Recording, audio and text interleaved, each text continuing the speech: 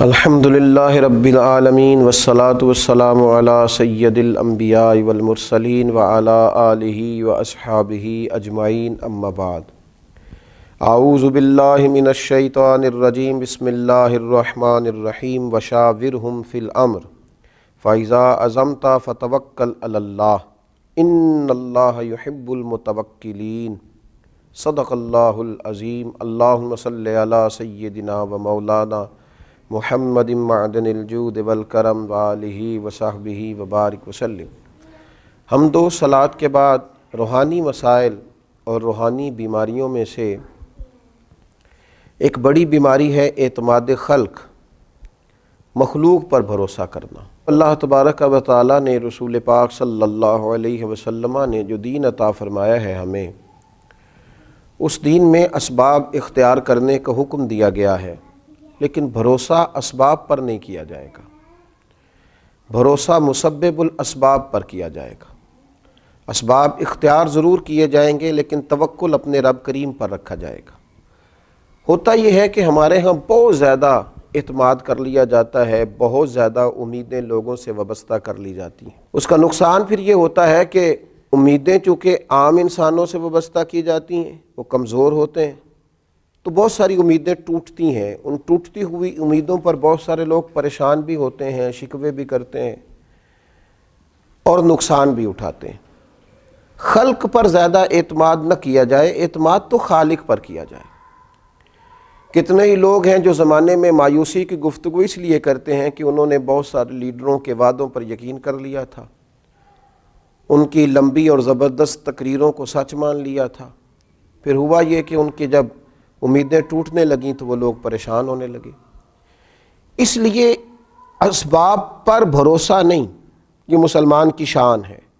جب اس کا یہ ذہن بن جائے، جب اس کو یہ بات نصیب ہو جائے کہ اس نے ہر حال میں بھروسہ اپنے رب کریم پر کرنا، پھر وہ طاقتور ہوتا ہے، پھر وہ مضبوط ہوتا ہے، پھر زندگی کی بہت ساری چیزوں کو وہ بڑی آسانی سے نبھا جاتا ہے، بہت ساری مشکلات سے وہ بڑے سکون کے ساتھ گزر جاتا ہے۔ اگر اللہ تعالیٰ پر بھروسہ ہو تو دشوار گزار گھاٹیوں پر بھی انسان وجد اور سرور کے ساتھ وقت طے کر جاتا ہے۔ قرآن مجید میں سورہ آل عمران میں اللہ تبارک و تعالیٰ نے نبی پاک علیہ السلام سے فرمایا وَشَاوِرْهُمْ فِي الْأَمْرِ، اور کاموں میں ان سے مشورہ لو، فَإِذَا عَزَمْتَ فَتَوَكَّلْ عَلَى اللَّهِ، لیکن جب پختہ ارادہ کر لو پھر اللہ پر بھروسہ کرو، پھر اپنے رب کریم پر اعتماد کرو۔ جب تمہارا ارادہ پختہ ہو جائے، مشورہ ضرور کریں صحابہ سے، لیکن جب ارادہ کر لیں پھر اللہ پر بھروسہ کریں، اس لیے کہ ان اللہ یحب المتوکلین۔ سبحان اللہ، فرمایا بے شک اللہ توکل کرنے والوں سے پیار کرتا ہے۔ یہ اللہ پر بھروسہ کرنے والے اللہ کے پیارے ہیں، اللہ ان سے محبت کرتا ہے۔ اللہ تبارک و تعالی ان لوگوں کو چاہتا ہے جو اللہ پر بھروسہ کرتے ہیں۔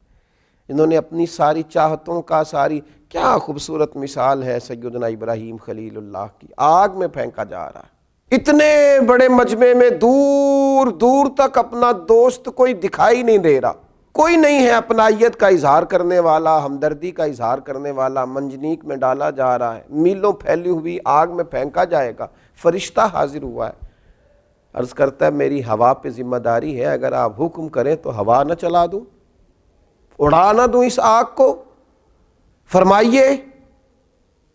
حضرت ابراہیم فرمانے لگے میری تجھ سے کوئی حاجت نہیں۔ پھر بارش کے فرشتہ عرض گزار ہے حضور اگر اجازت ہو تو ایسا مینہ برساؤں کہ یہ ساری آگ ٹھنڈی ہو جائے۔ فرمایا تجھ سے کوئی حاجت نہیں ہے۔ وَاتَّخَذَ اللَّهُ إِبْرَاهِيمَ خَلِيلًا، میری تو اس سے حاجت ہے جس نے مجھے خلیل بنایا ہے۔ میرا بھروسہ تو اپنے رب کریم پر ہے۔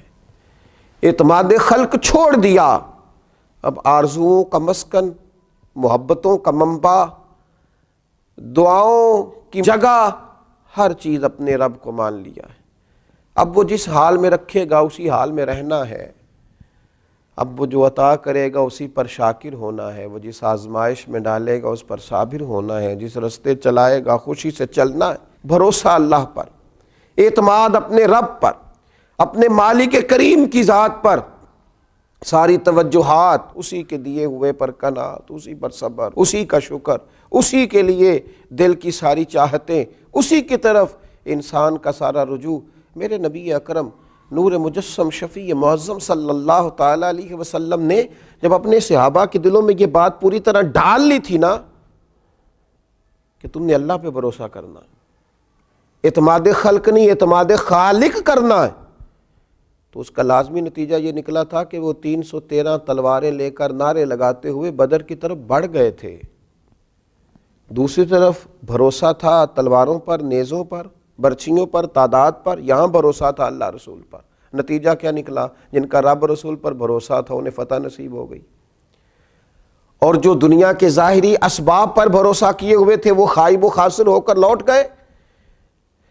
اسباب سارے اختیار کیے جائیں گے، کوشش تمام اسباب کی جائے گی، لیکن سارے اختیار حاصل کر کے وہ جو میرے رسول پاک صلی اللہ تعالی علیہ وسلم نے صحابی سے کہا تھا نا کہ اونٹ کو پہلے باندھ لے، لیکن باندھنے کے بعد بھی بھروسہ اللہ پہ کرنا، یہ خیال رکھنا کہ اسے چور سے، ڈاکو سے، ہر چیز سے اس کی حفاظت اللہ تعالیٰ کرے، اسباب اختیار کریں، محنت کریں، جد و جہد کریں، لیکن لوگوں سے امیدیں رکھنی چھوڑ دیں۔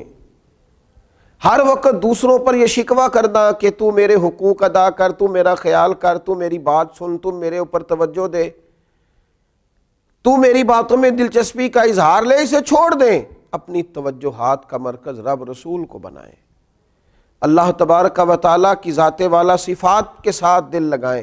میرے نبی اکرم صلی اللہ تعالیٰ علیہ وسلم نے فرمایا جو شخص اللہ پر بھروسہ کرتا ہے اور اسی کا ہو کے رہتا ہے، بھروسہ کرتا ہے اور رب ہی کا ہو کے رہتا ہے، فرمایا رب تعالیٰ اس کے ہر کام میں کفایت کرتا ہے اور اسے وہاں سے رزق دیتا ہے جہاں سے اس کا گمان بھی نہیں ہوتا۔ اور حضور فرماتے ہیں جو دنیا پر توکل کرے اور اسی کا ہو کے رہ جائے، پھر اللہ بھی اسے دنیا کے حوالے کر دیتا ہے، وہ دنیا ہی کا اسے کر دیتا ہے اللہ تعالیٰ، وہ دنیا ہی کا ہو جاتا ہے۔ جب اس نے اعتماد ہی مخلوق پہ کیا ہے، جب اس نے اعتماد ہی خلق پر کیا ہے، جب اس نے سارا کچھ بنا ہی لوگوں کو لیا ہے، جب اس نے اپنے تعلقات کو ہی سب کچھ سمجھا ہے، تو پھر اللہ تعالیٰ اسے دنیا کے سپرد کر دیتا ہے، اپنی ساری دعاؤں کو، اپنی ساری التجاؤں کو، اپنی ساری محبتوں کو، اپنی ساری دلچسپیوں کو، اپنے الفتوں کے سارے رنگوں کو اللہ رسول کی طرف موڑ دیں، اسی طرف اپنا سارا رخ کر لیں۔ جب کوئی رب کریم کا ہو جاتا ہے تو اللہ تبارک و تعالیٰ کبھی اپنے بندوں کو مایوس نہیں کرتا، وہ کبھی اپنے بندوں کو تنہا نہیں چھوڑتا، وہ کبھی اپنے بندوں کو دنیا کے سپرد نہیں کرتا، وہ کبھی اپنے بندوں کو رسوا نہیں کرتا، وہ کبھی اپنے بندوں کو کسی معاملے میں تنہا نہیں کرتا۔